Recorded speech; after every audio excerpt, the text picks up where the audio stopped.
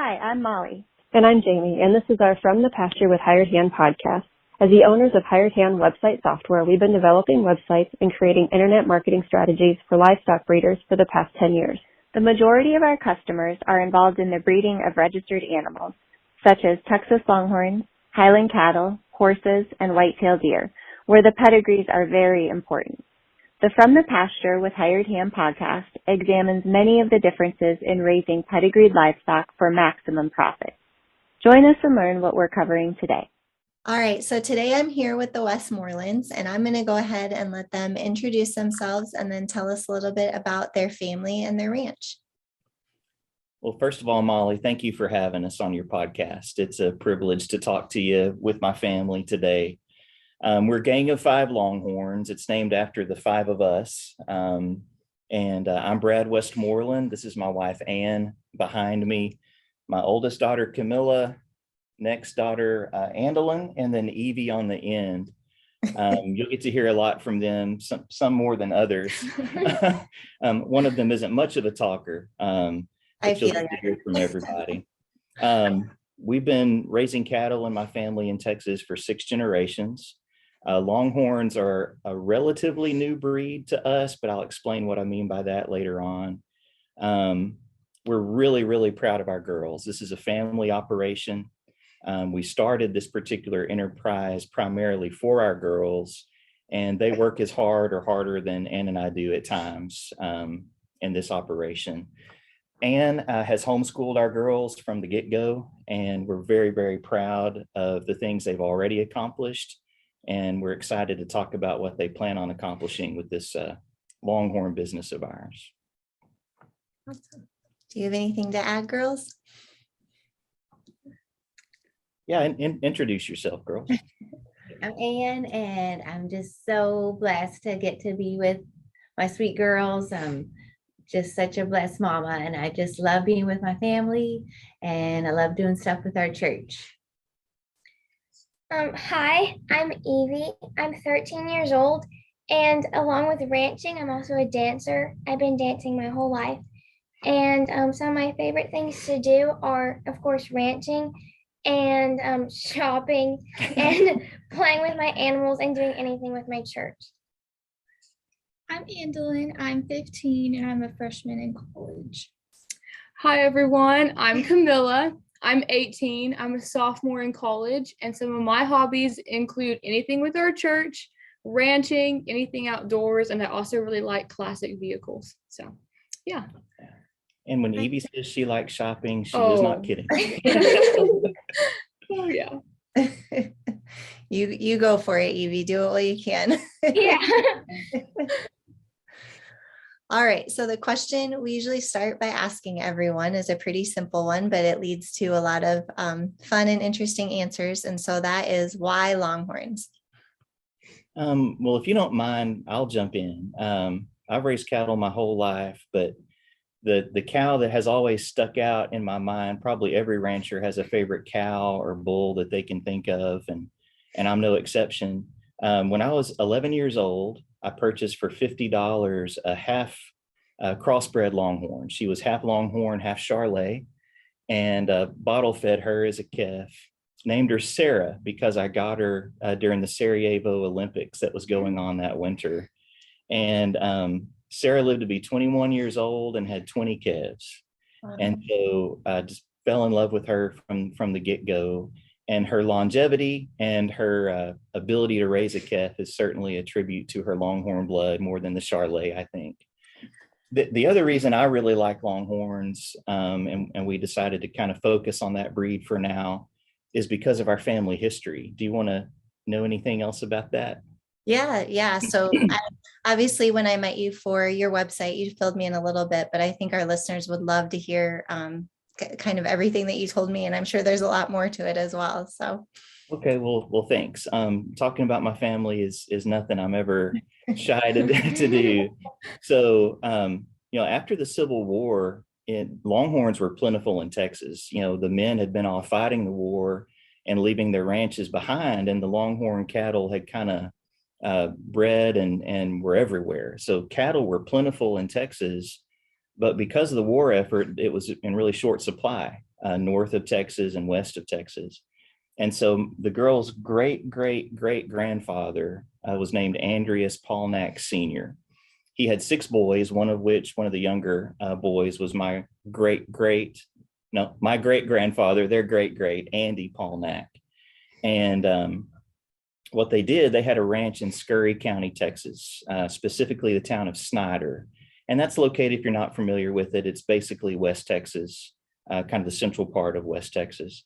And Snyder was known for being the focal point of the McKenzie Trail, the cattle drive trail named the McKenzie. And so he raised Longhorns, and he and his boys twice a year would take the Longhorns on that trail, and then they would head due east toward Fort Worth.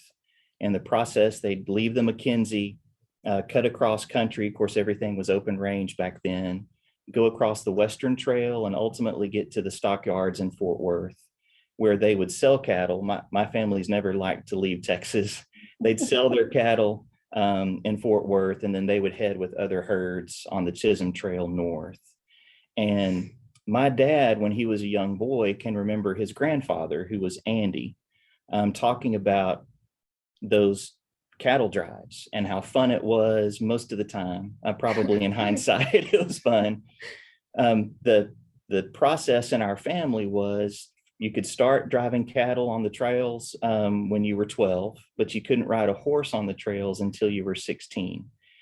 And so my dad talks about his grandfather, Andy, telling him how excited he was to turn 16 because he could finally ride a horse and he wouldn't have to walk the 460-mile round trip. And so it would take them about 6 weeks or so to make that trip twice a year. And he was really excited when he turned 16, thinking, I finally get to be on a horse, until he realized as the youngest cowboy in the outfit, he had to ride drag. And so he dust for the first 230 miles to Fort Worth. But, in this enterprise, raising Longhorns, I hope it doesn't sound corny, but knowing our family's history, going back generations in Texas, we kind of feel like we're honoring that history and the legacy that they helped build, frankly, in the Old West, by the labor that we have today. So it's pretty fun.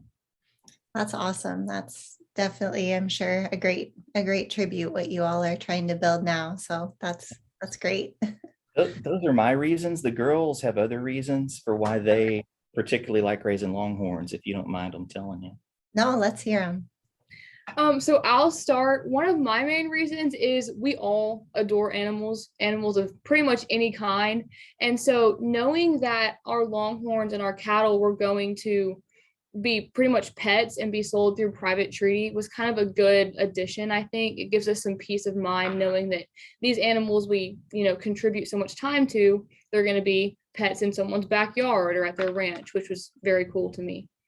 So Evie, do you have anything you want to add? I feel like another reason why we chose Longhorns is because of all the variation in them, like whether it be their color or their pattern or their personality, they all look so different. And I think that's really cool. Yeah. So now, do you like shopping for Longhorns as much as you like shopping for clothes? Oh, yeah. Definitely. Nice. I would say that shopping for Longhorns can be a little more expensive, but with shopping habits, not so much. It's been fun. Yeah. Yeah. Do either of the other two of you want to talk about what you enjoy or no? I just agree with everything they all said. Yeah, I think they covered it all. And you probably heard all you're going to hear from Andy in the back. Yeah, she's a little more shy. It's good. I'm the same. It takes a lot for me to do these podcasts and different things like that. So why don't you, now that we kind of know your history and your family's history and also what you enjoy, go ahead and tell us a little bit about when you decided to, start your own herd, how you got started, maybe the people that helped you along the way, kind of how you found your first ones. Let's talk a little bit about that. Absolutely. Those are good questions. Well, as I mentioned, I've been involved in the cattle business forever. Everybody in my family has at one time or another on both sides of the family. And so when our girls started getting older, of course, they helped out with our crossbred operation when they were much younger. But when they started getting older and wanted their own ownership interest in the cattle, Ann and I talked with them and talked with each other. And, we tried to decide, do we want to just kind of get them more involved in an ownership level with the animals we already have, which had kind of developed into a crossbred Simmental Angus herd over the years? Or do we just kind of want to start fresh and let them pick the type of cattle they're interested in? And so we started researching it together as a family years ago, frankly, trying to decide which direction we wanted to go. And when they ultimately decided they wanted Longhorns, I was thrilled because I've always wanted to focus on that breed ever since I had Sarah as a kid. It was actually Camilla who first contacted a breeder for us. She found John and Brenda Oliver with Oliver Longhorns in Malakoff. They have a hired hand website, super easy to navigate, had beautiful cattle listed. And so Camilla started communicating with John, and ultimately we went out there and spent a Saturday with him. And he drove us all around his property, spent hours with us, showing us his cattle, answering our thousands of questions. And by the time we left that day, we knew the first cattle that we wanted to buy from him. He just could not have been better to us, to all of us. And, squeezing all 5 of us in his pickup and spending the day with us was asking a lot. And, frankly, I think he and Brenda sold us some cattle that they might not have otherwise wanted to sell, because we got some great animals from them. Cow-calf pairs, young. There's 2, especially Oversweet and Tibby Temp are their names that, frankly, I'd pit against any cow in the breed. They're awesome. And, from there, we found other breeders, and we've selectively purchased foundation animals to start this herd out. And we've got a good young bull named Taxi that we're very excited about, that we purchased from Daryl Dickinson. One thing I was surprised about, Molly, when we really started researching Longhorns is I've just assumed that they were primarily located in Texas, and that shows my ignorance. Daryl with Dickinson, Cattle Company is in Ohio. He's one of the best breeders in the breed, if not the best. And so he's really helped us out with some good animals as well. Good. So Camilla, when you found John and Brenda online, tell me a little bit about your search process. Did you start on social media? Did you start on Google? Kind of how did you come across them? Yeah, so I actually just started out on Google, just doing a Google search for Longhorn breeders in our area, and they came up. And so I started looking at some of their cattle, and actually what caught my eye was a little bull calf originally. And so that's what we communicated about back and forth. And then I just kind of didn't think anything of it. And then, we started talking about starting our own cattle business. And so with Longhorns, and so, 2 or 3 years later, all of a sudden, now they're one of our main people we're buying cattle from, which was just a pretty cool full circle type thing. And they're just awesome. I can't really talk enough good about those people. So, yeah. So when you went there the first time, was that kind of your first live experience with Longhorns and being in a pasture and kind of being around them for you girls? It was for me, and Yes, I assume, yeah, pretty much, yes. Okay. So what were your first thoughts? What do you think? This is it. I loved Honestly, it. Yeah, this is where we need to be. This is what we should be doing, and now it is. And so it was pretty cool. It was kind of love at first sight for all of us. Yeah, that's awesome. They're great animals. Yeah. So now that you have some of your own, what is your favorite part?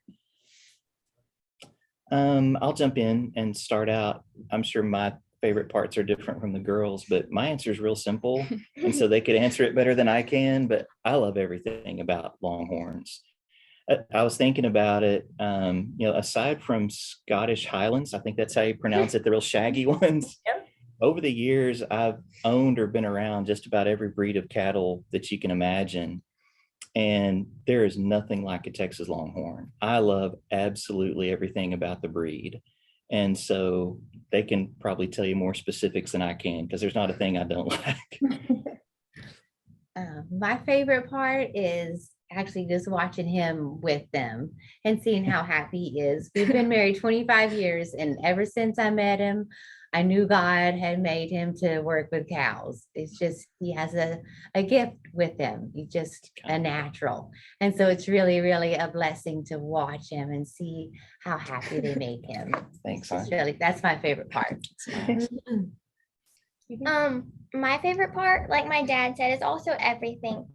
But to be more specific, I really like petting them and feeding them and getting to see their personalities. Do you name them based off their personalities, or do you name them right away when they're born?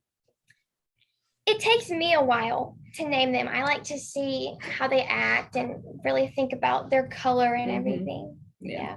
It's a process. It's a process. I think my favorite thing about our Longhorns is kind of like what Evie said. They're seeing their personalities. But I like to see their personalities in kind of a different way. I think it's fun to take photos of them. And I can't remember who told me this, but someone said that Longhorns are always going to want to pose for the camera. And I was like, oh, that's so silly. That's not true. And then as we've been, spending time with our own, it's proven true. They never take a bad photo. So it's pretty awesome.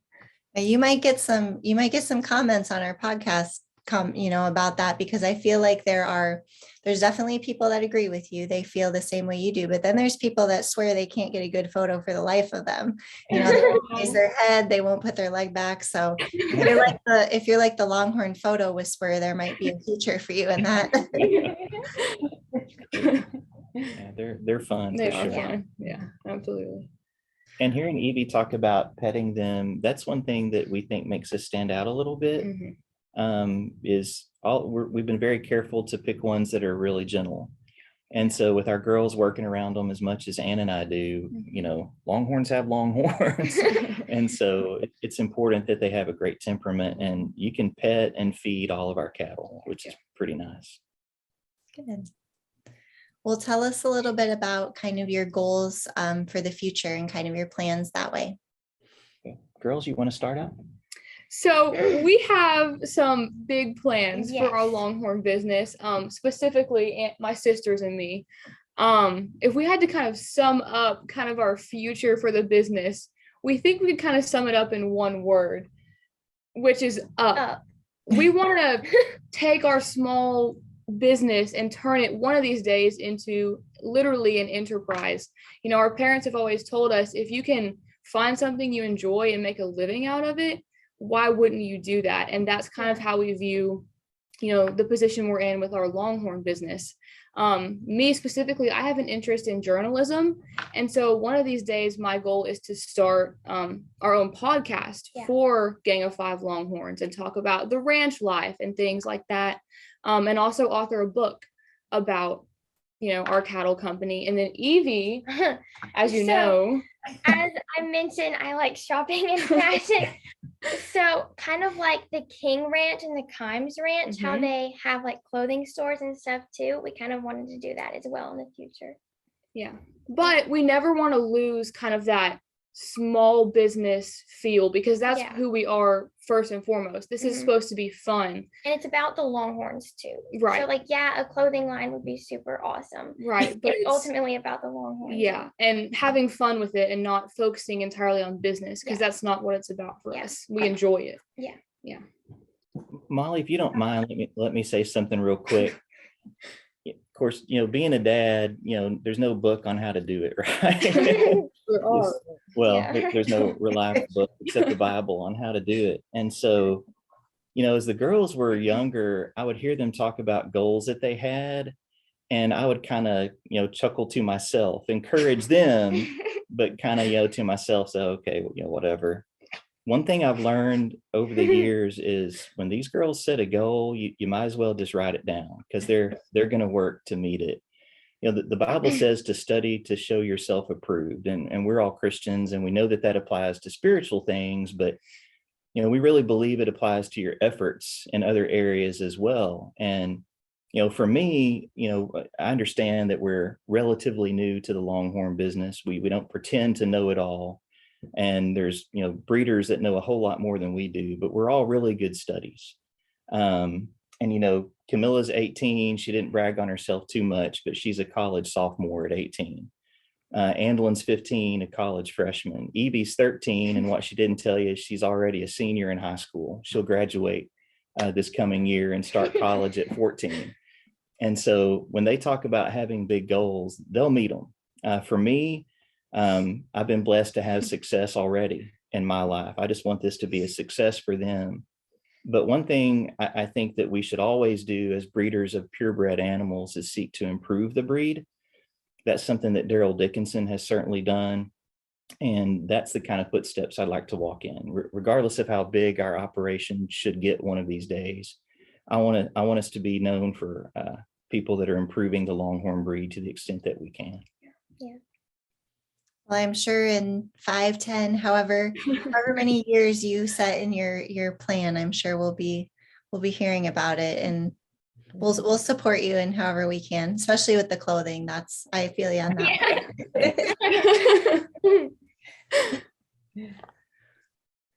Okay, so the next question is, we talked a lot about the Olivers and we talked about Mr. Dickinson. Is there anyone else that you kind of want to give credit to for helping you get started? I would. Ross Ohlendorf with Rocking O Longhorns in Lockhart. I think primarily in Lockhart. They've got several different locations, but Ross has been great. He's one of the individuals that we purchase cattle from and hope to purchase more in the future because he's got a really impressive herd. But he's been a good friend to me. He's been extremely patient, answered lots of my questions and the girls' questions that they've sent through me to him. And I just can't say enough about what a fine man he is, and a good family man as well. Yeah. And so, yeah, the Olivers and Daryl and Ross have really been great. They've helped us a lot. So girls, have you met anyone else of your similar ages that you've been able to kind of get advice from or anything? Yeah, so actually this goes back to the Olivers again, but John Oliver has some awesome grandchildren. Yes. And every time we've come to pick up a cow or whatever from his ranch, they're always there. Their names are Lucan, Tucker, and Wiley. We love talking with them. They're awesome. And they do show, and they're just so great. Yeah, and so it's nice to be able to talk to, kids our age or around our age and get to hear their opinions on things and see them work with their cows. And yeah, they're pretty awesome. And Lucan is just about the cutest little boy I've ever seen. Oh my goodness, he is precious. So we actually named one of our bulls that we got from John after Lucan recently. So cool. Yeah. So when you see them, when you said they're active in the show circuit, is that anything that you girls might try, or are you kind of going to go a different path? Hopefully show for some of our calves. Yes, ma'am. Yeah, Evie has a heifer calf right now named Over the Moon, who is just gorgeous. She's one of Oversweet's calves. And so I think, if I'm not mistaken, that Evie's planning on showing her in the near future once we get her weaned and halter broken. So that'll be fun to see. Yeah. Oversweet, who we purchased from John and Brenda, is a 2-time world champion female. And she's just awesome. And she does have this calf that we have high hopes for. Yeah, for sure. Nice. Yeah. So let's shift gears a little bit here, and we're going to talk a little bit about technology, your website. So what made you choose Hired Hand to start your website? Well, I'll jump in. I mean, for me, I don't have a lot of time. I'm busy like most folks, and I know very little about computers and technology. If I can turn one on in the morning, I'm doing pretty good. And so when we started researching Longhorns, not every website that we saw, but probably 99% of the websites that we've liked have been Hired Hand websites, and they're all easy to navigate. They're all different. And so I could tell that your design team is really talented. And so for me, it was a no-brainer to go with Hired Hand, because you have such a turnkey operation. And, for someone that knows very little about technology, I've had my hand held by you guys the whole way, and it's been great. No worries. And I just want to expound on that, because as we already know, Evie and I, especially Evie, like to do a lot of online shopping. I mean, it's no secret. And what we found through all this diligent research is the website can kind of make or break the company. And so, if you find a website and it isn't designed very well, or it's hard to navigate, well, we probably won't want to shop there. especially since we haven't, met the people and we don't know them. And so again, what y'all are doing is creating, excellent websites that really give a good impression on potential buyers. And so that's another reason we chose Hired Hand. It makes a difference. It does. Yeah. Awesome. So at the time that we're recording this podcast, your website is still in development. So talk to us a little bit about what your goals are for your specific site, kind of how you're going to try to make yourself a little bit different, stand out. Let's review that a little bit. I'll jump in here if you don't mind, and y'all comment as you want to. I think our name, Gang of Five Longhorns, is kind of unique, and certainly it's a name, a platform you can do a lot of neat things with. Our brand that we have for our Longhorn cattle is also pretty unique and goes along with our ranch name. And so we've wanted a website that kind of highlights the interesting parts of our name and our brand, and the history that our family has. I mean, obviously I don't live in the Old West and probably wouldn't have lasted very long if I did, but it's neat to say I have ancestors that really literally blaze the trails that we talk about today and that we see movies made about today. And so we wanted a website that kind of highlights that as well. And I mean, we've studied for a long time. We've mentioned that a few times already, and it hasn't been an easy road to get to where we're at. We've had a big learning curve to overcome. And so one page that we've talked about having on our website that I've mentioned to you guys is kind of a link to those businesses and individuals that have helped us along the way, so that maybe other people who might be new to the industry and come across our website won't have to do quite as much work as we did. They can kind of have a central location for information to find the types of resources that we've had to search to find. And then, obviously we want to highlight our cattle. That's the main reason of having the website. And so we're interested in marketing our cattle through the good photographs that you've advised us to obtain and things of that nature. But I think we want the visitors to our site to learn about us as breeders too, and to know that they're getting cattle from people that they can trust.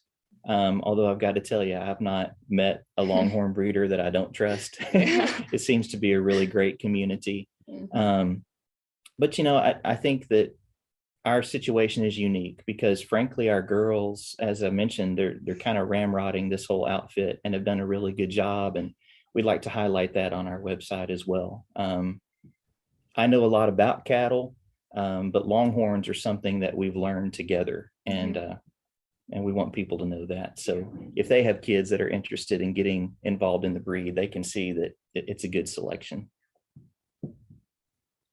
You girls have anything to add? I think you covered everything. Yeah, I think you pretty much covered everything for that. Cool. So have either of you been on any of the calls with Angie or involved in the process, or do you kind of meet as a family and then one of you passes the information on? How are you handling that part? Yeah, that's typically how we do it. Our dad does most of the emailing and things, but it's always we always consult each other, website colors, or what are we thinking for this? What are we thinking for that? We've actually started designing some of our own merchandise already, and that was a fun process of just comparing all kind of different ideas and designs. And so it's definitely a team effort. Everything is, but he kind of heads the operation as far as communication. Perfect. Camilla mentioned something about merchandise. One thing I've learned from Daryl is marketing. With commercial breeds, more domestic breeds and Longhorns, Angus, Simmental, all the stuff I've been involved in my whole life, you don't really have to market those. I mean, you raise them, you raise good cattle, and you take them to the sale, and you know where they're going to end up most of the time.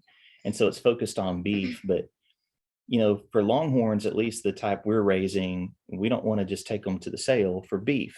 Obviously, there's a great market out there for Longhorn beef.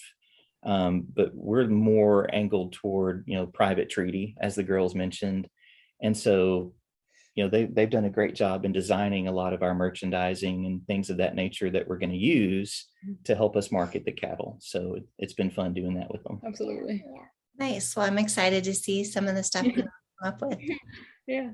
We'll send you some. Yeah. I love it. So before we ask our question that we usually close with, is there anything else that you all want to let the listeners know about yourselves, your program, anything that you can share? Yeah, I've thought about kind of how we're trying to set ourselves apart from everybody else. And it's been interesting. I've mentioned some great breeders already that we know personally, and there's a lot of other great breeders out there for sure. But there's some that don't have what we're looking for. It seems to, man, we've attended lots of sales and auctions. We've looked at lots of websites. We've studied lots of material that's available. And it seems that it's the exception to the rule to find someone that consistently breeds Longhorn cattle that I think have the 4 characteristics that at least we want in our cattle. And that's, good horn, obviously, body conformation, temperament is super important, and color. I mean, we've seen cattle that are wonderful show cattle, but they haven't kept up with the modern horn genetics that's available now through AI and other types of breeding. We've been to auctions where you've got cattle with great horns, but they're mean as a hornet, and you never want your kids around them because you can trust them.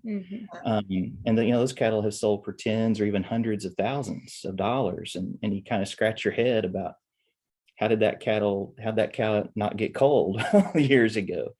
And then we've seen beautiful herds of cattle that are just almost completely white, or they might have a few spots. And yet, as I think Evie mentioned earlier, the variety that you get with Longhorns is one of the things that makes them so wonderful. And so we kind of want to market ourselves, even though we're relatively small right now, as breeders that are not going to market a cow that doesn't check those 4 boxes: great temperament, good horn, good conformation, and color. So nice. Do you have anything to add? I would just say, and I think with the foundation cows that we selected, I think we're really going to be able to achieve those goals that my dad laid out. Yeah, we've been careful. Yeah. So it's pretty exciting for sure. Anything else that you guys want to share today? No. We really appreciate you. Yeah. Of course. Let's close with our last question then. So you can only pick one, or maybe we should let each of you pick one. That might be more fair. But what's your favorite hired hand site that you found aside from your own? Okay. You want to start? Yes. Okay. I do know my favorite. I have to explain it though. My favorite is the Carolina Cartel Longhorns. They're Easterners. We won't hold that against them. But they certainly have a lot to be proud of, and wonderful bull that they're known for, cowboy catch it checks. And then, they've got a beautiful website. I like the design. It's got a nice Western theme to it. It goes along with their name very well. And that's my personal favorite. All right. So I'm going to put you on the spot now, though. So out of, once you get into the cartel website, who's your favorite ranch? That was a tough. Since I don't know them well, I better not pick one of the 3. Fair enough. Yeah, from what I have viewed of their cattle, they all have a lot to be proud of. So yeah, an awesome website. My favorite is the Shepherd Ranch Cattle Company. Okay. Why do you like that one? I love the pictures, and I just love the family. They're just some very dear friends of ours. We just really love them. They go to church with us. Yeah. We're really close with them. So they had an in on being picked for this question. I think mine, and again, I'm pretty biased, but I think is Oliver Longhorns. I think their website's very easy to navigate, and I think they do a good job of highlighting their cattle and not getting too wrapped up in, the frizz and frill of it all, which I think some websites do. So it's kept up to date really well too. Yeah. If you click on one of their animals that they have for sale, you can trust it's actually for sale. Right. And that it hasn't, been sold a year ago. And they have updated. Lots of photos, which I think really helps to view the cattle and see what you're getting into. So, My favorite is the same as my dad's. the Carolina cartel. It's that pretty one's so awesome. cool. It's cool. Now, do you have a favorite one within it or no? No. Just the overall. All right. I None like of you are gonna pick. I get it. I get it. Do you have a favorite one at all? Probably the same one as Camilla. Yeah, all over Longhorns. yeah. Yeah, they're really cool. Yeah. But there are a lot of cool websites. Yes. There's But you so put us on the many. spot for one. so- Yeah. Right. Yeah, you can only pick one. That's the rule. That's why it's hard to pick. All right. Well, I want to thank you guys for joining us today. We're going to go ahead and once your site's live, when the podcast comes out, we'll link it in the show notes. Girls, if you want us to link to any social media or anything like that, go ahead and let me know too, and we can include that. But yeah, thank you for joining us today. Thank Thanks you for so having much. us. You.